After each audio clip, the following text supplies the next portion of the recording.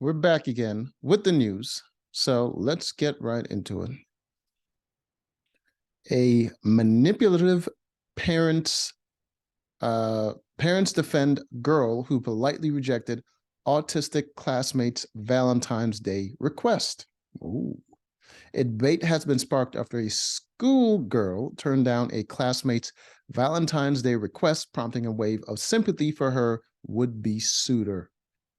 Oh, good. The controversy began when the boy's mother, Heather Starr, wrote on Facebook that her son, Roman, who is neurodivergent,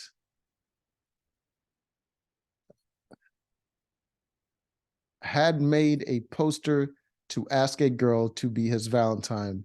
It didn't go well. Of course it didn't go well. I mean, she knew him before he made the poster, right? She wasn't into it. He's neurodivergent. That doesn't sound like a very social condition. You guys, my oldest baby is 14 and he has autism. He's very shy and socially awkward, she wrote on the post on February 14. Yesterday, he made a poster for a girl at school and asked her to be his Valentine's at lunch in front of everyone. She said no. That is manipulative. That is messed up as a parent to do. I get that because of her child's condition, she wants him to be happy. She wants to spare his feelings. But at the expense of another little of someone else's child, that's sincerely messed up. Like, what? This is the thing. Regardless of your condition in life, regardless of your personal struggles in life, life hits you exactly the same way. Gravity is the same, the pitfalls are the same, and eventually this 14-year-old baby that she said is going to have to grow up and deal with the exact same problems in life as everyone else. And one of those problems includes being rejected. So it's better off that he deals with it rather than you try to spare his feelings, because eventually it's going to come up and eventually he's going to have to deal with it. And you'd rather him not deal with it as a freaking adult, because as an adult, if he freaks out and he deals with it in the wrong way, it can lead him in a very bad spot, possibly going to jail. As opposed to if he does it as a child and he learns to deal with it, there's less consequences at that point in life, and there's more time to learn from it. And plus, you can't do this to a kid, man. You just can't do this. Ms. Starr's story got national attention and plenty of sympathy for her son at school.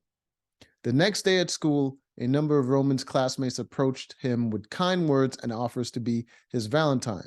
According to Today, one of his fellow students presented him with a poster like the one he made to ask the girl the day before. They asked him to be their Valentine, and he said yes. Ms. Starr wrote on Facebook, then the entire cafeteria cheered so loud that they disrupted nearby classes and everyone got in trouble and had to have a silent day at lunch. Yeah, but what about the bullying that girl is going to suffer because of this nonsense? The experience, Ms. Starr said, was the highlight for her son. He told me it was one of the best days of his entire life. It's because he's neurodivergent. Otherwise, he would know that people are just taking sympathy and none of them mean any of the things they got them say. They just feel sorry for him.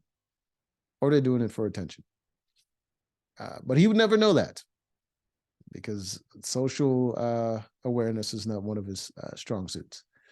After the story was given national exposure on NBC platform, however, a number of observers pointed out that while they were happy for Roman, they were troubled by how the response might affect the girl he asked out. Exactly. Mandy, a TikTok user, made a video claiming that the boy is being coddled.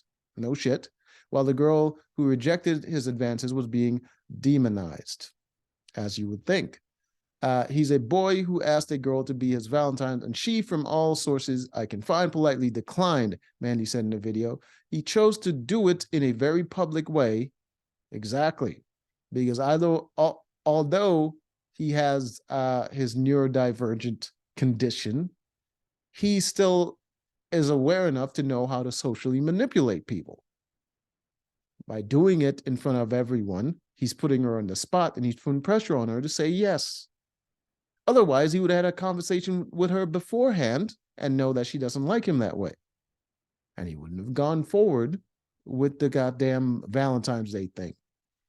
Mandy said in the video, he chose to do it in a very public way. We've got to stop teaching kids to do that. It's manipulative because it puts the recipient on the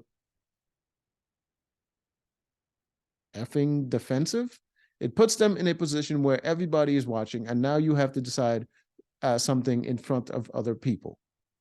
Mandy said that the response to the story was planting the seeds that if a girl says no to you, she is beneath you. Oh, that's a little far. No. You've lost the plot. You've lost the plot completely. What the hell are you talking about? It has become misogyny. Just a goddamn neurodivergent a kid with a overly overbearing parent. What does this? People need to stop doing this. Just because it involves people of different genders doesn't mean you have to goddamn make it a goddamn gendered problem. For fuck's sake, man. And that women are often bullied or even assaulted or killed for rejecting male romantic advances in the world where men. These are kids, you sick bastard. Who is doing this? This Mandy person needs to be put in jail. You sick.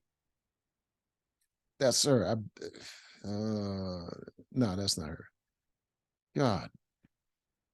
Chris Renee, another TikToker user who made a video about the situation, said that she was teaching her children that they are entitled to respectfully decline anyone's advances.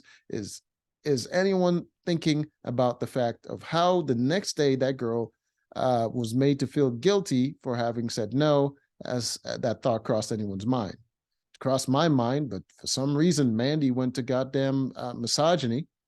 From the news to who's this Mandy person? Let's see. Is there a TikTok over there? Is this Mandy? Party Mount Pollyanna? No. Original sound Mandy. Okay, so this is the Mandy whatever. Yeah, it's Mandy. You need help. You need psychological help. Too many men have broken your heart, and you have an issue. Maybe you're not neurodivergent. Whatever the fuck that stupid ass word means. Till next time.